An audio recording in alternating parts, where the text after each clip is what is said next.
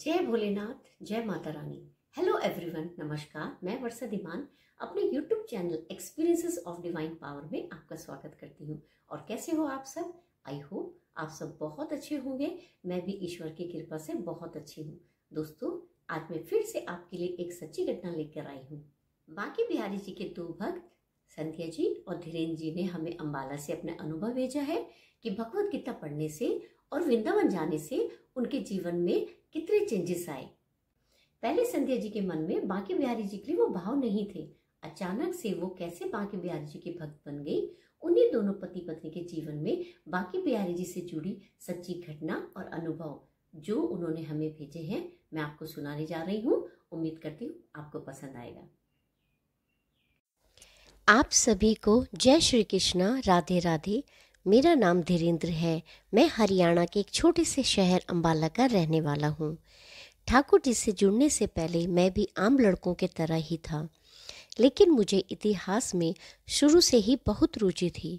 मुझे जो भी बुजुर्ग और जानकार इंसान दिखता था, मैं उनसे इतिहास से जुड़े सवाल पूछना शुरू कर देता था।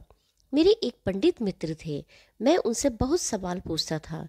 एक दिन मेरे उसी पंडित मित्र ने मुझसे कहा कि तू बहुत सवाल करता है, तुझे मैं भागवतम का 33 स्कंद पढ़ने के लिए देता हूँ, इससे तेरे सारे सवालों के जवाब मिल जाएंगे।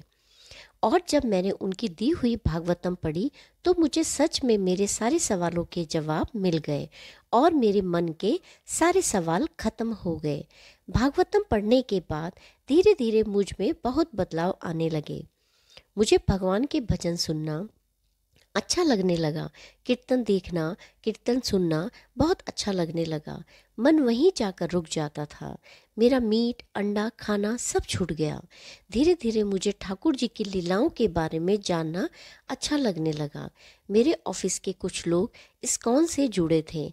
मैं उनसे कथा प्रवचन सुनने लगा और जो भी बुजुर्ग या जो भी इंसान भगवान का ज्ञान रखता था, उनसे भी जुड़ना मुझे अच्छा लगने लगा। मुझे पहले से ही पता था कि मेरे ऑफिस से कुछ लोग वृंदावन जाते हैं, पर कभी मन में नहीं था।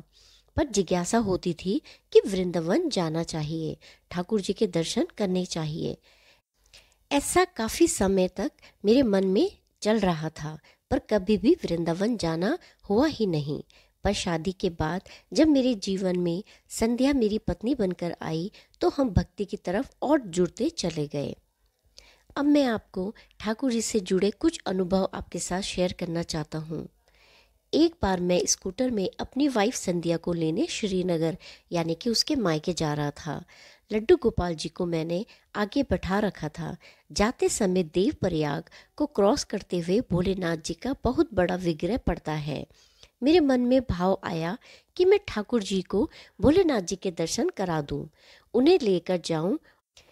पर जल्दी हो रही थी क्योंकि शाम का समय था, तो अंधेरा भी बहुत हो रहा था और मुझे जल्दी जाना था। मैंने ठाकुर जी से कहा कि ठाकुर जी, मैं आते वक्त आपको अंदर जाकर दर्शन जरूर कराऊंगा। जब मैं वापस आते समय संध्या को लेते हुए आ रहा था, मेरे मन में था कि ठाकुर जी को दर्शन कराने हैं, पर मैं संध्या को बता नहीं पाया। मैंने संध्या से ऐसे ही कहा कि चल ठाकुर जी को दर्शन करा देते हैं। संध्या ने कहा नहीं नहीं, फिर कभी जाएंगे। मैंने भी कहा ठीक है। जैसे ही हम मंदिर को क्रॉस करके आगे निकले, आगे जाकर देखा रास्ता बंद था, पहाड़ गिरा हुआ था। तो हम थोड़ा सा वापस यानी कि बैक आए। वहाँ चाय की दुकान थी। मोड़ पर हम दोनों चाय पीने लग गए। फिर मैंने इससे कहा कि चलो चलते हैं, मंदिर के दर्शन करते हैं। इसने फिर मना कर दिया कि रास्ता खुलने वाला होगा, हम चलते हैं। और रास्ता खुल गया और हम स्कूटर स्टार्ट करके जाने लगे। जैसे ही वो पहाड़ का रास्ता क्रॉस हुआ, मेरा स्कूटर बंद हो गया। हम आगे नहीं जा पाए। फिर मुझे ध्यान आया कि मैंने ठाकुर जी को कहा था कि मैं आपको भोलेनाथ जी के दर्शन कराऊंगा, और हमने इन्हें दर्शन नहीं कराया। संध्या ने ठाकुर जी को गोद में बैठा रखा था।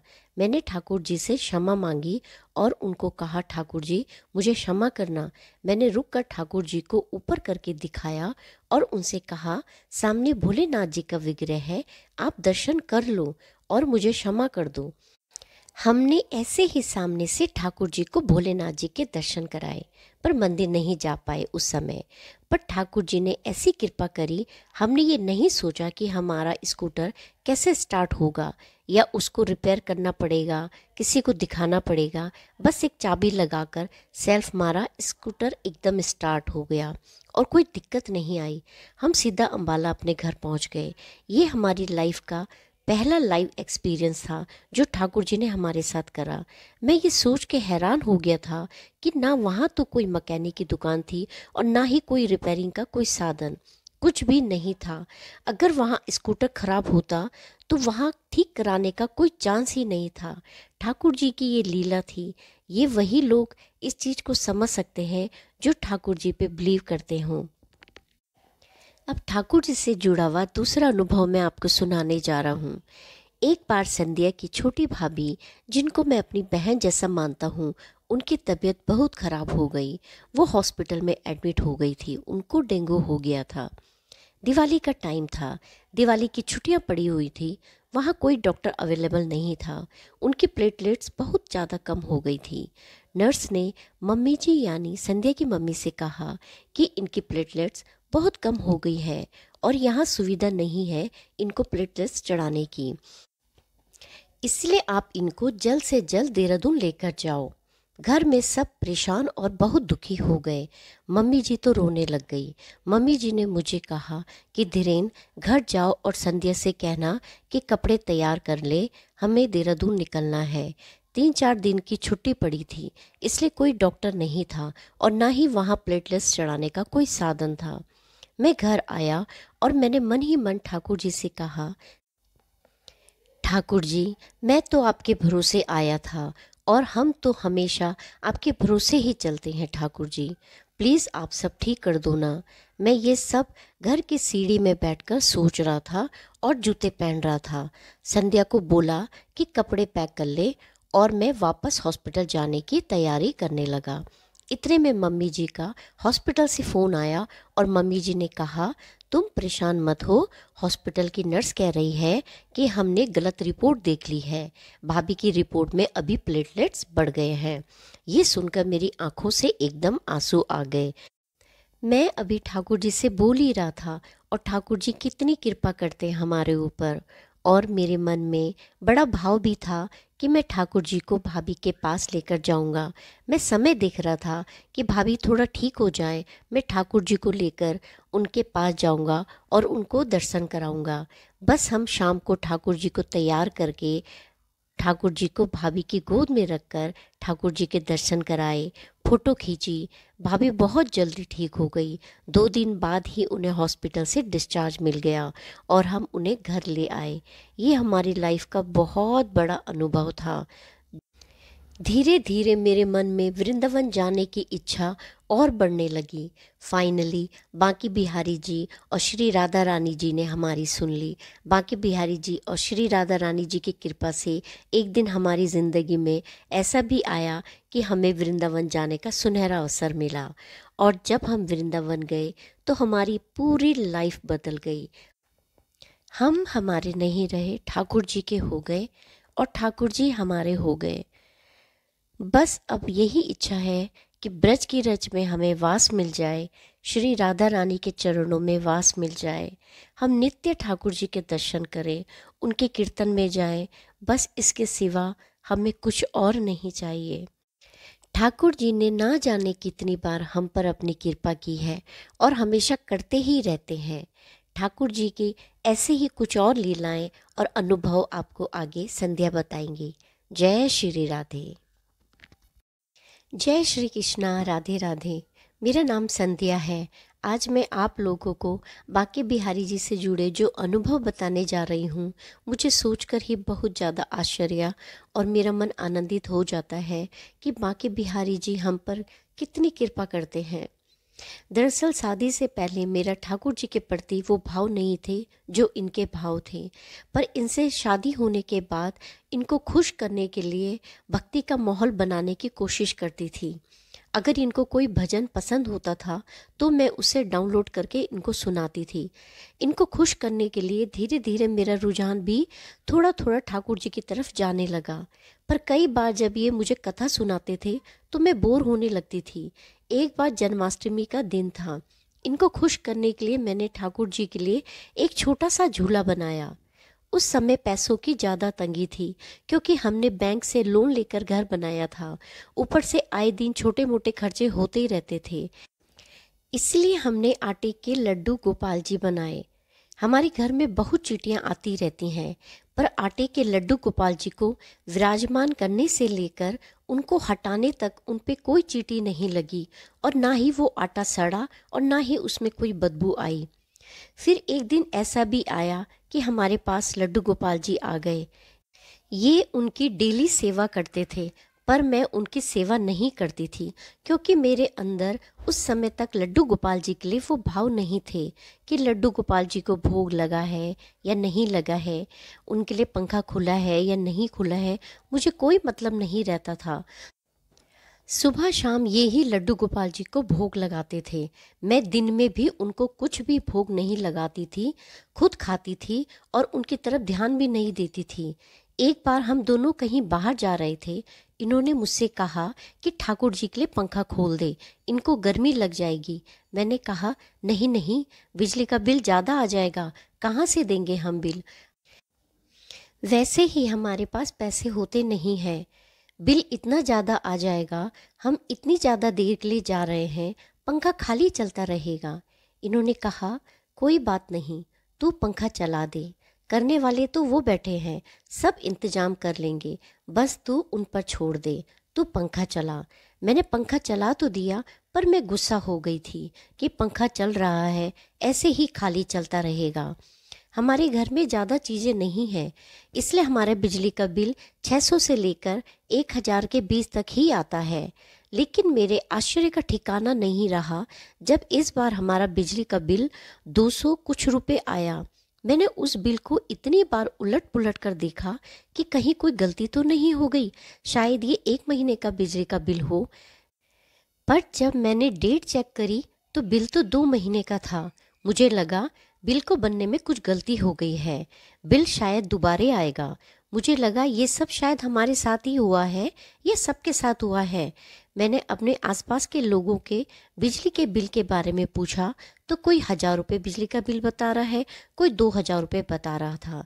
मैं चुपचाप बिना किसी को कुछ बताए घर वापस आ गई, पर अंदर से मुझे गिल्टी फील हुई कि मैंने भगवान के लिए ऐसा बोला कि पंखा बंद कर दो, और देखो भगवान ने कैसी लीला करी। वो दिन था और आज का दिन है। मैं गर्मियों में कभी भी पंखा बंद करके नहीं जाती। अगर हम 2-3 दिन के लिए कहीं बाहर जा रहे हैं तो पंखा खोलकर ही जाते हैं। पहले हम बाहर कुजीन के लिए जाते थे तो ठाकुर जी को साथ लेकर जाते थे, लेकिन जब से हमें पता चला है कि ठाकुर जी को घर पर ही विराजमान करके जाना चाहिए, उनको बोल देना चाहिए कि हमारे साथ चलिए, लेकिन उनको घर पे ही छोड़ के जाना चाहिए, उनकी सेवा के लिए जो भी खाना पीना हो उसकी व्यवस्था करके जाना चाहिए, अपने साथ लेकर नहीं जाना चाहिए। तब से हम कितने दिन के लिए भी अगर कहीं बाहर जाते हैं तो पंखा चलाकर ही जाते हैं। हमें कोई टेंशन नहीं होती कि बिजली का बिल क्या आएगा, कितना आएगा, बस करने वाले वो हैं, हमें उन पर भरोसा है। बस पंखा चलाकर छोड़ देते हैं, उनकी कृपा है हम पर। ये अनुभव आश्चर्यजनक अनुभव था मेरे लिए। अब मैं आपको दूसरा अनुभव बताने जा रही हूँ। गर्मियों का समय था, उस बार बहुत ज़्यादा गर्मी पड़ी। इनको गर्मी वैसे भी सूट नहीं होती थी, ऊपर से हमारे पास कूलर नहीं था, और उस समय इतनी ज़्यादा गर्मी पड़ने के कारण ये रात रात नहीं सो पा रहे थे। रात में पता नहीं कितनी बार नहा के आ रहे थे। मुझे इनकी तकलीफ़ देखी नहीं जा रही थी। एक अच्छा कूलर जो इतनी गर्मी में अच्छी कूलिंग दे सके, वैसा कूलर लेना मतलब कम से कम 10-11 हज़ार रुपये चाहिए थे, और हमारे पास उतने पैसे थे नहीं। हम कूलर खरीदने चले तो गए, मगर जो कूलर इन्हें पसंद आया उतने पैसे हमारे पास थे नहीं।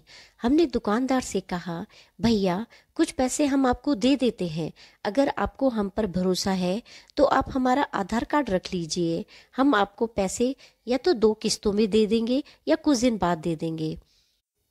वो मना करने लगे और गुस्सा करने लगे। कहने लगे, यहाँ ऐसा अलाउड नहीं है, हम ऐसे नहीं देते। पर क्या करते, हमें तो कूलर चाहिए था। फिर मैंने किसी से पैसे उधार लिए और कुछ पैसे मैंने गुल्लक में रखे थे जो मैंने इनके वृंदावन जाने के लिए रखे थे। धीरे धीरे गुल्लक में पैसे जोड़ रही थी क्योंकि इनका बहुत ज़्यादा मन था वृंदावन जाने का। लेकिन इस समय गर्मी की वजह से जो इनको तकलीफ़ हो रही थी, रात रात सो नहीं पा रहे थे, मुझे फ़िलहाल इस प्रॉब्लम को दूर करना था। इसलिए मैंने गुल्लक तोड़कर वो पैसे भी ले लिए दुकानदार को देने के लिए। गुल्लक के जो पैसे थे वो बहुत करारे नोट थे और गुल्लक तोड़ते वक्त उनमें गुल्लक की थोड़ी सी मिट्टी भी लग गई थी और उसमें छोटे बड़े सब प्रकार के नोट थे। हमने उनमें रबर बैंड लगा रखा था। जब हमने दुकानदार को वो पैसे दिए तो दुकानदार कहने लगे, ये बड़े करारे नोट हैं, कहाँ से लेकर आए हो? रबड़ भी लगा है, मिट्टी भी लगी है। तो मैंने उनसे कह दिया, ये पैसे हमने गुल्लक में रखे थे, वृंदावन जाने के लिए जमा किए थे और वृंदावन के नाम से ही जमा किए थे। लेकिन हम वृंदावन तो नहीं जा पाए, पर उन्होंने हमें कूलर दिला दिया। जैसे ही हमने वृंदावन का नाम लिया वैसे ही वो कहने लगे, अरे तुमने कहाँ का नाम ले लिया? वृंदावन का। फिर उन्होंने अपने बारे में बताया कि मैं पहले घूमने फिरने वाला लड़का था, अपने दोस्तों के साथ ऐसे ही वृंदावन घूमने चला गया। वृंदावन से आने के बाद मेरा शरीर उस तरह से वापस नहीं आ पाया, मैं उस तरह से वापस नहीं आ पाया, मेरा मन वहीं का हो गया। मैं तब से लेकर अब तक हर महीने वृंदावन जाता हूँ। वृंदावन जाए बिना मेरा बिल्कुल काम नहीं चलता। मेरी फैक्ट्रियाँ खुल गई हैं। लॉकडाउन में भी मेरी फैक्ट्रियाँ बंद नहीं हुई, सब जगह दुकानें बंद थी, पर मेरी फैक्ट्री का काम फुल चल रहा था। तुमने ऐसी जगह का नाम ले लिया, कोई बात नहीं, तुम मेरे सारे पैसे ले लो। उन्होंने हमारे पैसे भी हमें दे दिए, अपना पर्स भी हमारे आगे निकाल के रख दिया, अपना फ़ोन भी हमारे आगे रख दिया। तुम ये सब रखो अपने पास। उन्होंने हमसे ये सब रखने के लिए कह तो दिया, ये बहुत बड़ी बात थी, पर हम ऐसा नहीं कर सकते थे। हमने उनसे कहा, नहीं भैया, ऐसा कुछ नहीं है, प्लीज़ आप ये सब रखिए, कोई बात नहीं भैया, हमारे पास पैसे हो गए हैं, आप ये पैसे रखिए। हमारे दिए हुए पैसे से उन्होंने 300 रुपये निकाल कर हमको वापस कर दिए और कूलर स्टैंड भी फ्री में दे दिया और साथ में कूलर को घर पहुंचाने वाले को भी हमसे पैसे लेने के लिए मना कर दिया और कहा, इनसे पैसे मत लेना, मैं तुम्हें पैसे दूंगा। लेकिन वो गरीब आदमी था तो हमने उसको अलग से थोड़े पैसे दे दिए। बहुत अच्छा कूलर था। जो भी उस कूलर को देखता था वो यही कहता था, तुम्हें बहुत अच्छा पड़ गया ये कूलर। तो ये अनुभव भी हमारी लाइफ का बहुत बड़ा अनुभव था। हम दोनों बहुत भावुक हो गए थे। उस समय मैं तो रोने ही लग गई थी। हमें तो विश्वास ही नहीं हो रहा था जो उस वक्त हमारे साथ ये सब हो रहा था। मैं उस भाव को शब्दों में बयान ही नहीं कर सकती हूँ। मैं आपके साथ एक अनुभव और शेयर करना चाहती हूँ। एक बार हमने किसी लेडी प्रॉपर्टी डीलर के 10,000 रुपये देने थे। इनके दिमाग से निकल गया और इन्होंने इस बारे में मुझे कुछ बताया ही नहीं था, तो मेरे दिमाग में कहाँ से याद रहना था। अचानक वो प्रॉपर्टी डीलर आंटी घर आ गई और कहने लगी, तुम्हारे हस्बैंड ने 10,000 रुपये देने हैं, आप उन्हें बता देना। जब मैंने यह सुना तो मैं एकदम धक सी रह गई कि 10,000 रुपये कहाँ से देंगे, क्योंकि उस समय हमारे पास पैसे बिल्कुल नहीं होते थे, क्योंकि सारी सैलरी घर के लोन और घर खर्च में निकल जाती थी, पैसे बचते ही नहीं थे। वो समय हमारा बहुत तंगी वाला होता था कि अगर किसी के 10,000 रुपये देने हैं, तो ये सुनकर मेरा दिमाग खराब हो गया। शाम को ये जब ऑफिस से आए, मैंने इनको बताया कि वो प्रॉपर्टी डीलर आंटी आई थी और वो ऐसे कह रही थी, क्या आपने सच में उनके पैसे देने हैं? इन्होंने कहा, अरे मेरे तो दिमाग से ही निकल गया, हाँ मैंने उनके पैसे देने हैं। कोई नहीं, मैं फ़ोन में बात कर लेता हूँ। फिर इन्होंने उनसे बात करी कि हम आपके पैसे जल्दी दे देंगे, और मेरे भी दिमाग में चल रहा था कि उनको जल्द से जल्द उनके पैसे देने हैं। मैंने इनसे कहा, हम दोनों में से जिसकी भी सैलरी पहले आएगी उनको कुछ भी पैसे दे के आएंगे। हालांकि उस समय मेरी सैलरी बहुत कम थी, 2-3 हज़ार रुपये ही मेरी सैलरी थी, क्योंकि मैं ब्यूटी पार्लर में काम कर रही थी और साथ साथ काम सीख रही थी। इससे सैलरी बहुत कम थी। लेकिन मैं चाहती थी कि हमारे पास जितने भी पैसे आएँ हम खुद ही उन्हें देकर आएँ, ताकि उन्हें हम पर विश्वास हो और उन्हें हमारे घर में आने की ज़रूरत ना पड़े। मेरी सैलरी मिली थी उस समय लगभग 2-3 हज़ार रुपये ही मिली। मैंने उनसे कहा चलो हम उनको पैसे देकर आएंगे, एटलीस्ट उनको हम पर विश्वास तो होगा कि हम उनके पैसे दे देंगे, बस उनको पैसे मांगने के लिए हमारे घर आने की ज़रूरत ना पड़े। इन्होंने मुझसे कहा तू मेरे लिए लकी है, लेडी प्रॉपर्टी डीलर आंटी को पैसे देने तू भी मेरे साथ चल, पैसे भी तू ही उन्हें पकड़ाई हो। मैंने आंटी को कहा आंटी हम दोनों में से अभी एक ही जने को सैलरी मिली है, हमने अपने लिए कोई राशन नहीं खरीदा, कोई कुछ नहीं खरीदा, हम सीधा आपके पास आ रहे हैं अपनी सैलरी लेकर, ताकि आपका भरोसा हमसे ना टूटे। आप बेफिक्र रहिए, हम थोड़ा थोड़ा करके आपके सारे पैसे दे देंगे। वो डीलर आंटी ऐसी थी, अपना एक भी पैसा किसी के पास नहीं छोड़ती थी, क्योंकि हमारे किसी जानने वाले ने उनको 500 रुपये देने थे। लेकिन उन आंटी ने जब तक अपने 500 रुपये उनसे वापस नहीं लिए तब तक उन्होंने उस आदमी को नहीं छोड़ा, अपने 500 रुपये लेकर ही मानी। और हमने तो उनके 10,000 रुपये देने थे। मैं और ये बहुत टेंशन में थे, पर जब मैंने उन्हें 2-3 हज़ार रुपये जो भी हमारे पास पैसे थे उन आंटी को पकड़ाए तो उन्होंने कहा बेटा इन पैसों को तुम रखो, और तुम्हें और पैसे चाहिए तो 10,000 रुपये लेकर मुझसे जाओ। जबकि हमने उनसे कोई भी इस तरह की रिक्वेस्ट नहीं की थी कि हमारे पैसे माफ़ कर दो। हमने बस उनसे यही कहा था कि आंटी हम थोड़ा थोड़ा करके आपके पैसे चुका देंगे। पर जैसे ही उन्होंने ऐसा कहा हम दोनों की आंखों में आंसू आ गए, हम दोनों रो पड़े उस समय। हमने उनके आगे हाथ जोड़कर कहा नहीं आंटी हम धीरे धीरे करके आपके पैसे दे देंगे। उन्होंने कहा नहीं बेटा हम तो कहीं से भी खा लेंगे, हमारा तो काम है, हम क्यों गरीबों का पैसा मारे। ऐसा बोलकर उन्होंने हमारे 10,000 रुपये माफ़ कर दिए। इस घटना और अनुभव के बाद से हमारा लड्डू गोपाल जी के प्रति और विश्वास हो गया कि अगर उन पर भरोसा करो तो वो कुछ न कुछ मदद करते ही करते हैं, किसी भी रूप में करते हैं, कैसे भी करते हैं, पर करते ही करते हैं। ये हमारे लिए बहुत बड़ा अनुभव था, बहुत बड़ी लीला थी। वरना 10,000 रुपये आज की डेट में कौन बिना किसी रिश्तेदारी किसी मतलब के माफ़ कर सकता है, वो भी ऐसी लेडी जो अपना 1 रुपये भी नहीं छोड़ती थी। हम तो ये सब ठाकुर जी की कृपा ही मानते हैं। अब मैं आपको बताने जा रही हूँ कि ठाकुर जी के प्रति मेरे ये भाव कैसे आए। ये बात उस समय की है जब लॉकडाउन हुआ। उस बीच हम दोनों घर पर डेली श्री कृष्णा देखते थे। श्री कृष्णा में जब वो 18 उपदेश चले तो वो मेरे दिल को छू गए। मुझे पता लग गया कि क्यों जन्म होता है, मनुष्य शरीर क्यों मिलता है, भव सागर से पार करने को ये शरीर मिलता है, भक्ति करने को ये शरीर मिलता है, इसलिए हमारा जन्म हुआ है। मुझे ये सब पता चल गया। मैं अंदर से बहुत ज़्यादा आनंदित हुई। श्री कृष्णा में भगवत गीता को सुनकर ही मेरे अंदर बदलाव होने लगे। वो सारी बातें मेरे दिल को छूती चली गई। लॉकडाउन का समय लोगों के लिए कैसा भी रहा हो, पर हमारे लिए बहुत आनंदित वाला था। हम मोबाइल में सुबह से शाम तक श्री कृष्णा देखते थे और शाम को आरती करते थे। भाव और अच्छा होता रहता था, बढ़ता रहता था।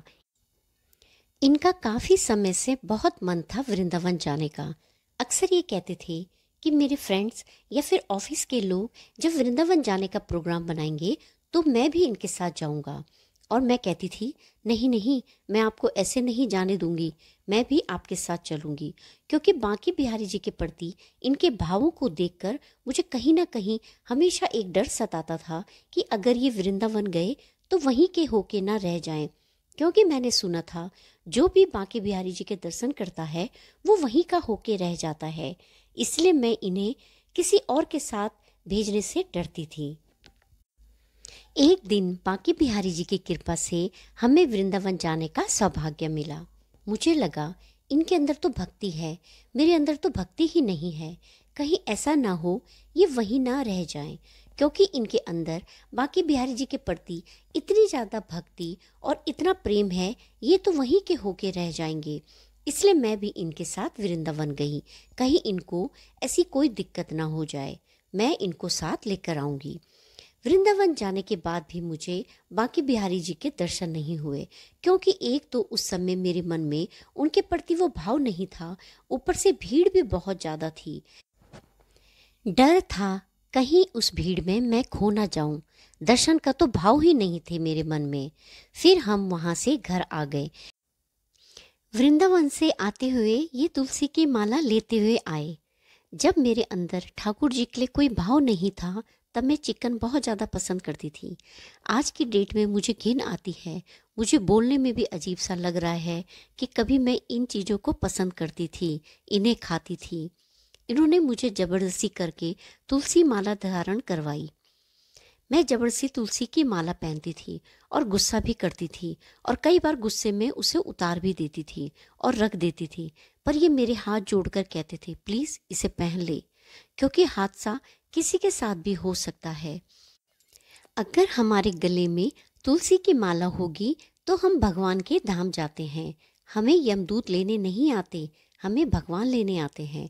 तुलसी का बहुत महत्व है, क्योंकि लड्डू गोपाल जी को कोई भी भोग बिना तुलसी के नहीं लगता, इतना इनका महत्व है। तू इसे पहन ले। मैं पहन तो लेती थी, पर गुस्से में उतार देती थी। जब मेरे लिए चिकन आने लगा तो मैं उसे खा ही नहीं पाती थी, मुझे खाया ही नहीं जाता था, उबकाई आती थी। मुझे चिकन छोड़ने में कोई दिक्कत नहीं हुई और मेरा चिकन अंडा सब छूट गया, मुझसे खाया नहीं जाता था। अब तो मुझे सोचकर भी अजीब सा लगता है, घिन आती है कि मैं कभी ये सब चीज़ें खाती थी। आज मुझे बहुत खुशी होती है कि मेरा ये सब खाना छूट गया और मुझे इन सब के लिए छोड़ने के लिए कोई एफर्ट भी नहीं करना पड़ा, कुछ नहीं करना पड़ा। मात्र एक तुलसी की माला धारण करने से मेरा ये सब खाना छूट गया। वृंदावन से आने के बाद मुझे बांके बिहारी जी और श्री राधा रानी जी के दर्शन की ऐसी प्यास लगी कि बस मन करता था वृंदावन जाऊं, वृंदावन जाऊं। राधा रानी जी से बार बार अरदास करी कि बुला लो राधा रानी जी, क्या आपको हमारी याद नहीं आती? हम ही आपको याद करते रहते हैं। और राधा रानी जी और बांके बिहारी जी की कृपा दिखिए, उन्होंने हमें दोबारा बुला लिया। इस बार मुझे बहुत अच्छे से बांके बिहारी जी के दर्शन हुए और इस बार मुझे भीड़ से खोने का डर भी नहीं लगा। वृंदावन से वापस आकर मैं पूरी तरह बदली बदली सी हो गई। कहते हैं ना, जो वृंदावन एक बार जाता है वो वहीं का हो जाता है। कान्हा जी, बांके बिहारी जी उन्हें अपना बना लेते हैं। इंसान घर तो शरीर से आ जाता है, पर उसका मन, उसकी आत्मा सब वहीं छूट जाते हैं। एक्सेक्ट वही सब हमारे साथ भी हुआ। हम घर तो आ गए, पर हमारी आत्मा, हमारा मन वहीं रह गया। बार बार हर पल बस एक यही इच्छा होती है, हम वहाँ कब जाएं, वहीं वास करें। भाव बिल्कुल चेंज हो गए। 1 नंबर के लड्डू गोपाल जी पहले से ही हमारे पास थे। 5 नंबर के दूसरे लड्डू गोपाल जी भी हमारे पास आ गए, और जब से वो हमारे घर आए हैं तब से मेरा भाव बिल्कुल चेंज हो गया है कि इनको भूख लगती है, इनको प्यास लगती है। अगर मैं सो रही हूँ तो मैं इनको सुलाऊंगी, मैं उठूंगी तो मैं इनको भी उठाऊं। इनको गर्मी लग रही है तो मैं पंखा बंद करके कहीं नहीं जाती। अब हम दोनों मिलकर इनकी सेवा करते हैं। पहले ये मुझे कथा सुनाते थे, अब मैं इनको कथाएं सुनाती हूँ। अब हम दोनों एक दूसरे को कथा सुनाते हैं, भगवान से जुड़ी हुई वीडियोस और प्रोग्राम ही देखते हैं, भागवत कथाएं सुनते हैं। पहले ये मुझे सुनाते थे, अब मैं इनको सुनाती हूँ। सब कुछ बदल गया, हमारे घर का माहौल बदल गया। वृंदावन से आने के बाद हमें लगा कहीं हम इस टच से छूट ना जाएं, संसार के मोह माया में हम चेंज ना हो जाएं। इसलिए हमने हमारे शहर में इस्कॉन टेम्पल ढूंढा ताकि हम टच में रहें, और हम वहाँ जाने लग गए। संडे को जाते हैं, बीच बीच में प्रोग्राम होते हैं तो भी हम वहाँ जाते हैं, बहुत आनंदित होते हैं हम। और जब भी हमारा मन वृंदावन जाने का करता है तो हम श्री बांके बिहारी जी और श्री राधा रानी जी से अरदास करते हैं कि हमें बुला लो राधा रानी जी, कि आपको हमारी याद नहीं आती। बस उनकी ऐसी कृपा होती है कि हमारे वृंदावन जाने के रास्ते अपने आप बनने लग जाते हैं। राधा रानी जी कैसे भी करके हमें बुला लेती है। बस अब तो वृंदावन वास करने का ही मन करता है। हम दोनों वैष्णो तिलक लगाते हैं, इसके भी बहुत अच्छे अनुभव हैं कि लोग हमें हरे कृष्णा राधे राधे कहते हैं, कृष्ण का भक्त बोलते हैं। हमें बहुत अच्छा लगता है, हम आनंदित होते हैं। बस अब तो एक ही इच्छा है कि हम वृंदावन जाएं और वहीं के हो जाएं, श्री राधा रानी के चरणों में और श्री बांके बिहारी जी के चरणों में हमें वास मिल जाए। जय श्री राधे, जय बांके बिहारी जी। दोस्तों, जो भी इंसान ईश्वर पर विश्वास करता है और उन पर सब कुछ छोड़ देता है तो ईश्वर अपने उस भक्त की रक्षा के लिए, उसकी मदद करने के लिए किसी भी रूप में आकर अपनी कृपा करते ही करते हैं। अब आप इसे ठाकुर जी की लीला कहिए या चमत्कार कहिए, उन्होंने संध्या जी और धीरेन्द्र जी को कई बार इसका अनुभव कराया। उन्होंने बता दिया कि अगर जो भी उनमें विश्वास रखता है वो उसकी मदद के लिए आते ही हैं। और अगर आप हमारे इस चैनल में पहली बार आए हैं तो प्लीज हमारे चैनल को लाइक कीजिए, शेयर कीजिए, सब्सक्राइब कीजिए और हाँ, बेल आइकन प्रेस करना ना भूलें। इससे जब भी मैं कोई भी वीडियो अपलोड करूंगी तो आपको उसका नोटिफिकेशन तुरंत पहुंच जाएगा। अगली वीडियो में आपसे फिर मिलूंगी, तब तक आप खुश रहिए, मुस्कुराते रहिए और देखते रहिए experiences of divine power. Till then, bye, take care.